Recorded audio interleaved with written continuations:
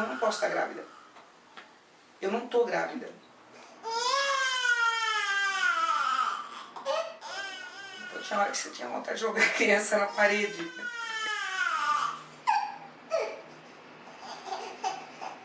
A droga que eu mais ouvi foi: isso é normal. Gravidez não é doença.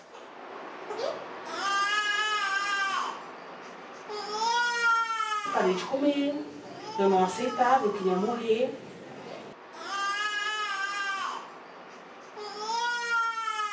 Você ter aversão por um filho não é normal. Você não querer um filho não é normal.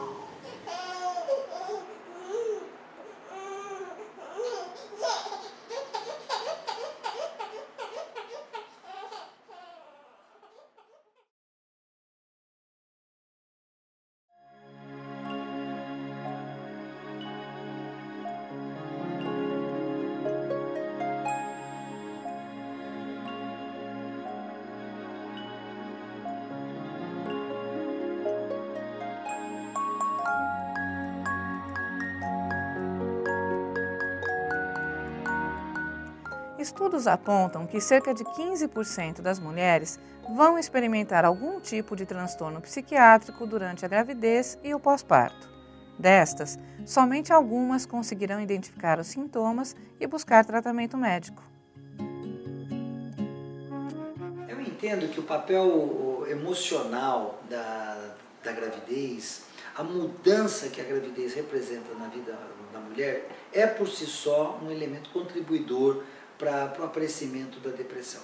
A gente tem que entender que a gravidez, a exemplo de outros momentos da vida da mulher, como por exemplo o início das menstruações, o início da vida sexual, a própria menopausa, são momentos críticos na vida da mulher e demandam dessa pessoa uma adaptação emocional.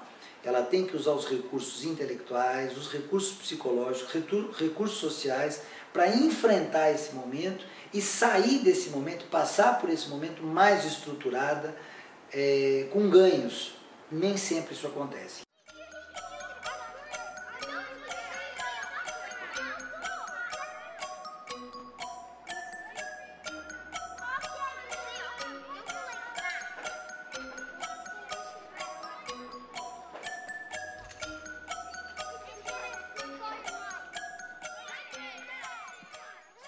Aí eu fui ao médico e o médico, todo feliz, falou que eu estava grávida. Eu fiquei apavorada, né? Eu tinha 22 anos, filha única, com o meu marido, filho único.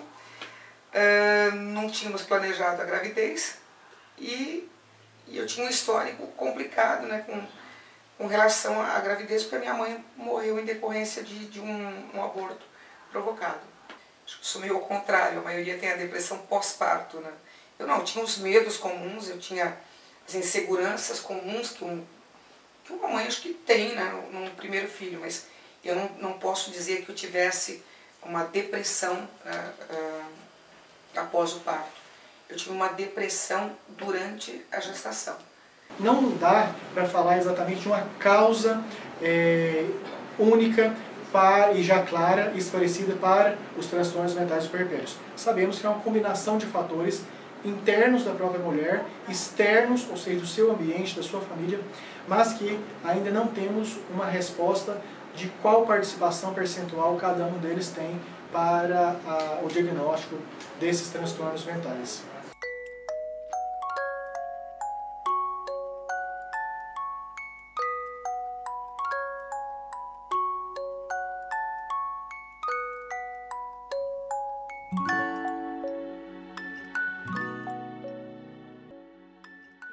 Eu acho que é desespero mesmo, a gente sente que está vivendo um pesadelo, é uma coisa estranha, é uma sensação de pesadelo mesmo, que a qualquer momento você pode acordar, sabe? É estranho.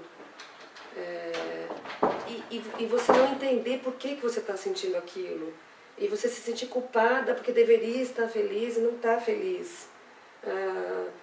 E que durante a gravidez todo mundo fala que, ai, que maravilha, meu Deus, vai ser maravilhoso, você vai ver, ser mãe é maravilhoso. Aí de repente fala, meu Deus, mas ser mãe é isso?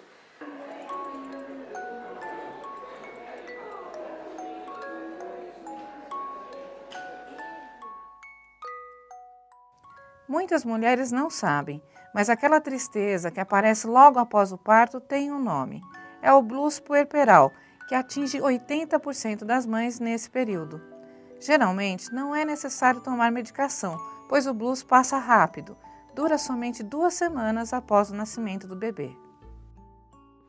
É meio forte isso, mas eu costumo dizer que a maternidade é a morte, no sentido bom, né?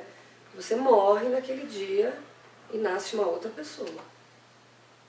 Não me lembro da Tatiana sem filhos, ela morreu no dia 29 de março do ano 2000.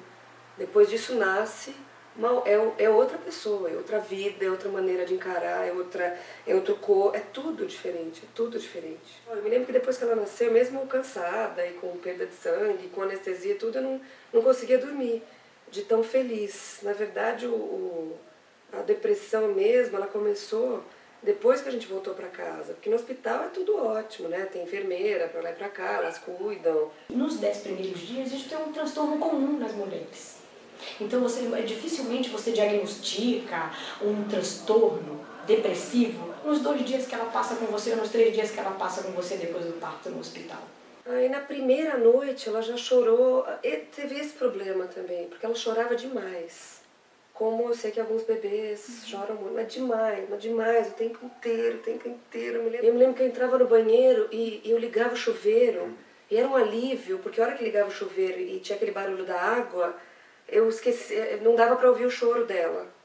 Casos mais leves, que são muito comuns, assim, que são as depressões pós-parto, chamadas baby blues, essas são tratadas com psicoterapia. Às vezes a gente precisa também da ajuda do próprio marido, que o marido é um apoio muito importante para a esposa nesse momento. O que tem é que o pai ele não pode fazer muita coisa, né? Por mais que se esforce, não dá para fazer muita coisa. Fazia fisicamente, você fazia de tudo, só não amamentou. Eu fico imaginando, se eu não tivesse uma pessoa que fosse tão legal para me ajudar nessa parte, teria sido 1 milhão de vezes pior, porque aí eu acho que ia ficar, acho que uma hora você explode, né, se joga pela janela. Podia ser um filho, podia ser um cachorro, podia ser qualquer coisa, mas é algo que dependa de você 24 horas por dia para parar de chorar, quer dizer, é uma coisa que te limita. Então acho que é isso, né, aos poucos você vai aprendendo que a sua vida mudou completamente, teve uma confusão, mas esses primeiros dias de adaptação e de saber que tem um serzinho lá que vai depender de você para sempre, é difícil, é muito difícil.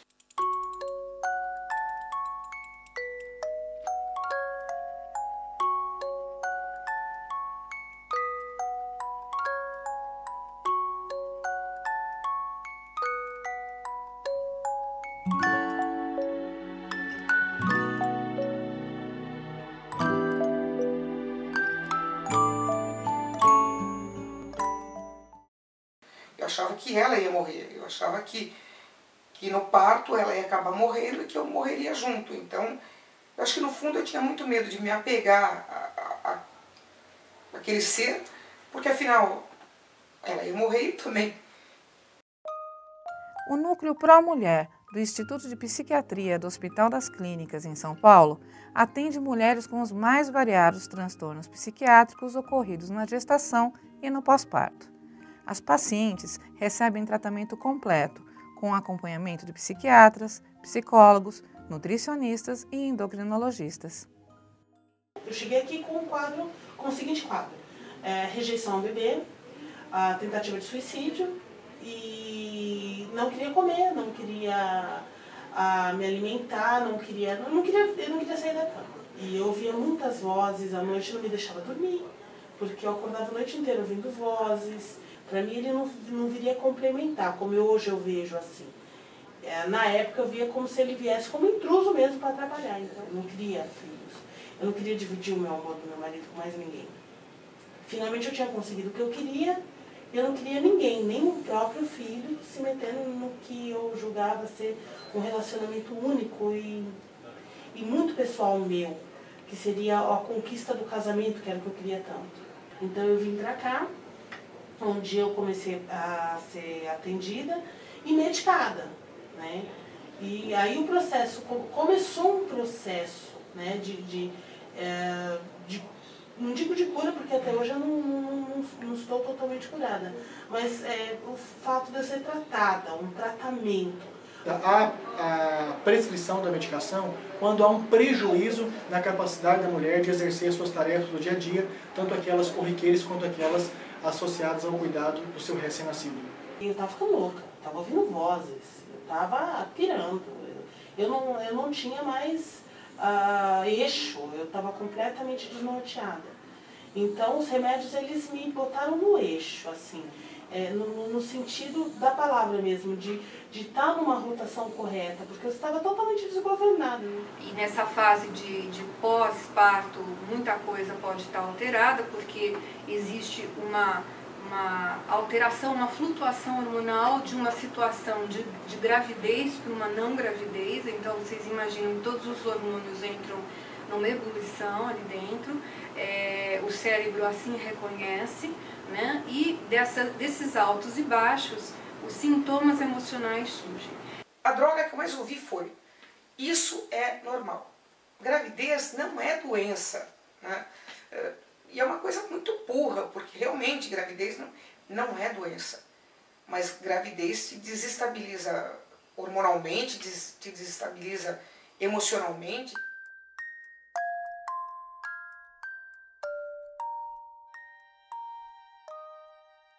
Roberta tem 33 anos e é mãe de um menino de 5 anos. Ela desenvolveu sintomas graves de transtornos psiquiátricos após a gestação. Seu irmão e sua cunhada aceitaram dividir conosco a história da família. No começo, realmente, quando ela descobriu que estava grávida, ela não queria o filho. E aí foi aquele baque, né? Ela pegou, viu que no rosto dela ela ficou meio transtornada, assim. A gente, como família, demos apoio, a gente sempre ficou ao lado dela, tudo que foi preciso. E teve um dia que o meu ex-cunhado ligou lá e falou: ó, seguinte, preciso de ajuda porque aconteceu alguma coisa aqui, ela não tá falando nada com nada, tá meio violenta, isso e aquilo, você vem me ajudar, vem me socorrer. Foi aí que ela teve a crise de vez mesmo, que a gente chegou até ao absurdo de eu amarrei ela e prendi ela na cama. A gente tinha mais medo dela se machucar e machucar os outros do que, enfim, o comportamento dela em si era violento. A gente chegou até a esconder faca, esconder garfo, isso e aquilo, aquela coisa toda. Dormia à noite, a gente colocava uma barricada na porta do quarto para saber se quando ela acordasse e tentar sair, a gente ia escutar. Para evitar uma internação, muitas vezes a gente tem que fazer uma internação domiciliar. Porque é muito grave uma psicose puerperal. E às vezes é muito difícil encontrar uma família que tope uma internação domiciliar. Tem que fazer uma internação dentro de casa, tem que ter sempre 24 horas alguém cuidando dessa paciente, não pode ter faca, não pode ter, enquanto ela está dormindo, alguém tem que estar olhando. O menino já nesse caso aí, já estava com uns 3 meses, foi mais ou menos quando ela teve esse problema, e quem tomou conta dele foi o pai, junto com a avó. Fez um acompanhamento psiquiátrico, começou a tomar remédio controlado, aquela coisa toda. Então, para os quadros de psicose puerperal, ou seja, de perda de contato com a realidade, a medicação sempre deve ser prescrita. Até porque, para evitar riscos de suicídio e de infanticídio, que é da mulher matar a criança.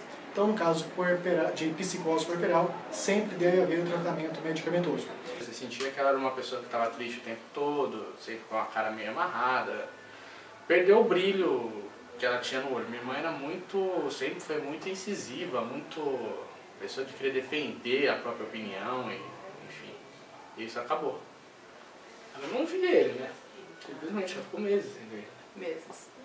Não via, e ela tinha os picos de, não, eu não quero ver, e depois, só que eu acho que ela percebia que, na verdade, a família queria que ela visse a criança, né? Porque, vamos dizer assim, é o normal a mãe querer ficar com o filho. E nesses picos ela falava que amava a criança, que queria ficar com a criança.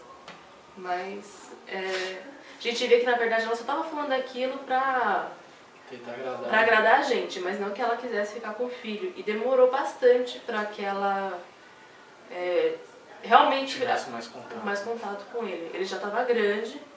Na festinha de um ano, na festinha de 1 ano dele foi quando teve um pouco mais de contato com ele. Que foi até a festinha na casa dela. Meu pai e minha mãe foi um transtorno, né? Porque ela é a filha mais velha, foi o primeiro neto, aquela coisa toda, família toda em alegria, e de repente Que era um sonho, passou a ser um problema, não sei tamanho, né?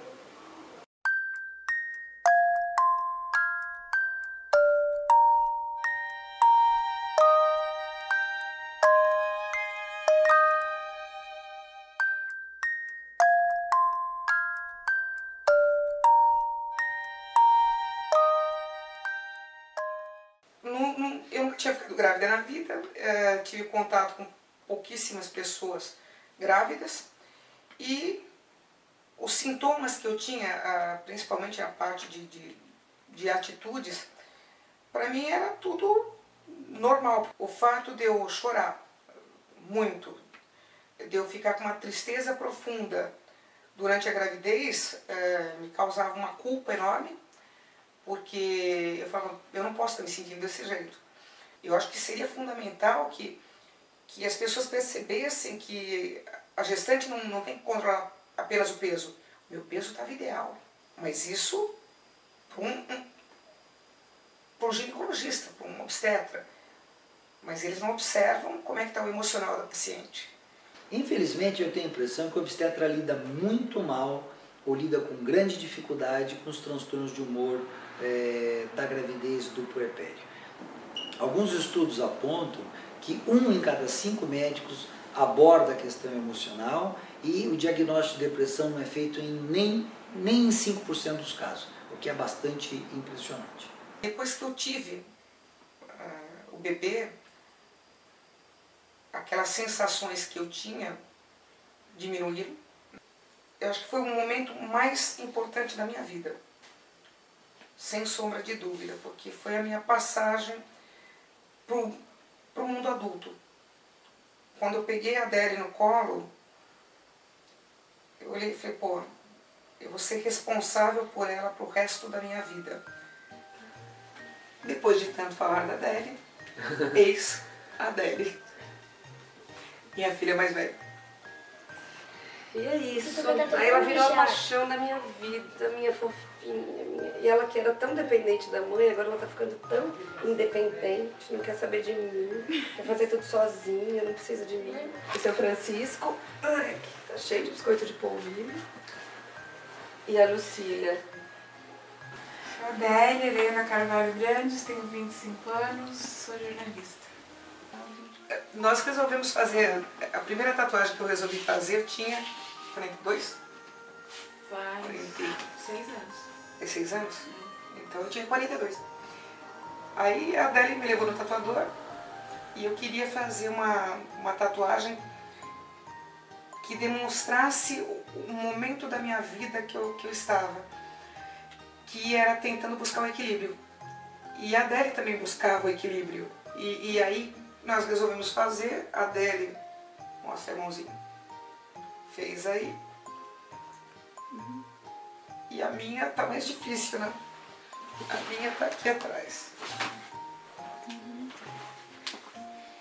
Eu digo que aqui nós temos a Adélia, que é a espiritualidade, a Bruna, que é a Barbie, né? E o Vitor, que é o azul, porque é o menino, mas ele ainda não tem nada definido em termos de olha, o que representa uma cor que eu represente, né?